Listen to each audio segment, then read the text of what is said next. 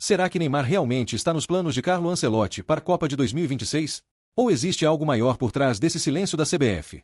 E por que a convocação oficial dele está sendo constantemente adiada, mesmo com o Brasil já classificado para o Mundial? Estaria a Confederação Brasileira de Futebol retardando isso de forma proposital para aumentar o interesse da mídia e do público?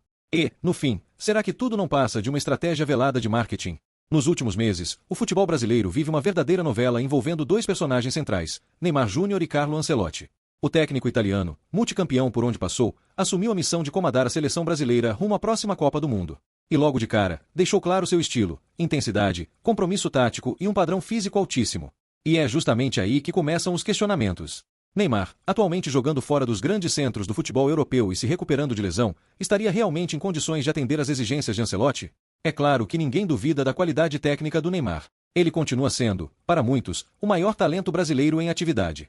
Mas a ausência dele nas primeiras listas de convocação chamou atenção. Oficialmente, a justificativa sempre gira em torno de recuperação física, tempo de jogo e ritmo. Mas será que é só isso? Ou tem algo mais escondido nos bastidores da seleção?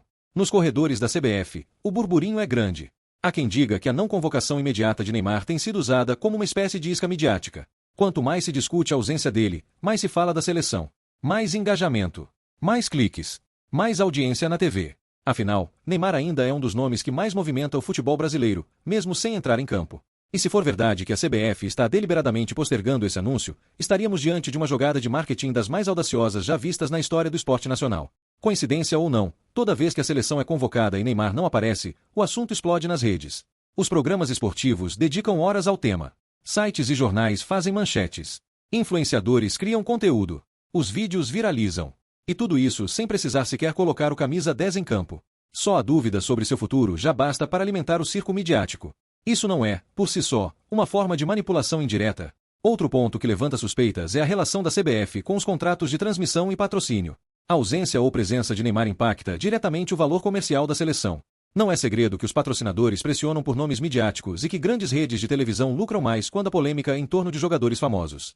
Nesse sentido, a manutenção do mistério pode ser extremamente lucrativa. E se observarmos o histórico recente do futebol brasileiro, esse tipo de situação não é exatamente inédita. Quem não se lembra das convocações surpreendentes nas vésperas de grandes torneios?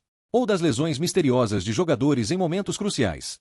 Em 2014, por exemplo, a comoção em torno da lesão de Neymar durante a Copa foi um divisor de águas. Alguns torcedores chegaram até a sugerir que a situação foi potencializada para gerar engajamento e reforçar a narrativa emocional da equipe. Tudo coincidência. O estilo de Carlo Ancelotti também não ajuda a dissipar as dúvidas. Conhecido por ser pragmático e por priorizar jogadores comprometidos taticamente, o treinador já deixou escapar em entrevistas que exigem entrega total de seus comandados. Em sua última passagem pelo Real Madrid, por exemplo, deixou estrelas no banco por não cumprirem à risca o que era pedido. Neymar, que muitas vezes é criticado por seu comportamento extracampo, se encaixa nesse perfil de jogador que pode gerar insegurança a um técnico mais disciplinador. Mas então por que Ancelotti nunca descartou Neymar publicamente? Talvez porque, mesmo que não conte com ele no esquema inicial, manter a dúvida viva seja mais interessante, tanto para ele quanto para a própria CBF. Afinal, isso mantém o nome do jogador circulando, o público engajado e a pressão sobre a comissão técnica controlada. E a situação se complica ainda mais quando lembramos que Neymar ainda é o camisa 10 da seleção. Isso por si só carrega um peso simbólico enorme no futebol brasileiro. Tirar esse número dele seria uma ruptura. Manter o número sem a convocação, por outro lado, gera um clima de tensão e expectativa constante. Tudo isso pode ser parte de um jogo muito maior do que aparenta. Alguns torcedores, inclusive, levantam uma hipótese ainda mais ousada. Neymar poderia estar sendo usado como moeda de troca emocional com a torcida. Ou seja, quanto mais tempo ele fica fora, maior a saudade e o clamor popular. Assim, quando finalmente for convocado, o impacto será gigantesco. Emoção, audiência, empolgação. Seria a jogada perfeita para aquecer a seleção antes da Copa. Outro ponto que não pode ser ignorado é o papel da mídia nesse tabuleiro. Grandes veículos de comunicação sabem do poder de Neymar para gerar audiência. Sabem também que quanto mais se arrasta essa indefinição, mais oportunidades surgem para gerar conteúdo e engajamento. Não é difícil imaginar que exista, de forma velada, um alinhamento entre interesses midiáticos e a gestão da seleção. Mas até onde isso tudo é estratégia e até onde é só coincidência? Será que estamos mesmo vendo o nascimento de uma nova fase na seleção, com Neymar fora dos planos por razões técnicas? Ou seria tudo um grande espetáculo midiático cuidadosamente roteirizado nos bastidores da CBF? E mais, se Neymar realmente não for convocado, quem assume o protagonismo? Vinícius Júnior? Rodrigo? Endrick? Será que esses jogadores estão prontos para segurar o peso de uma Copa do Mundo?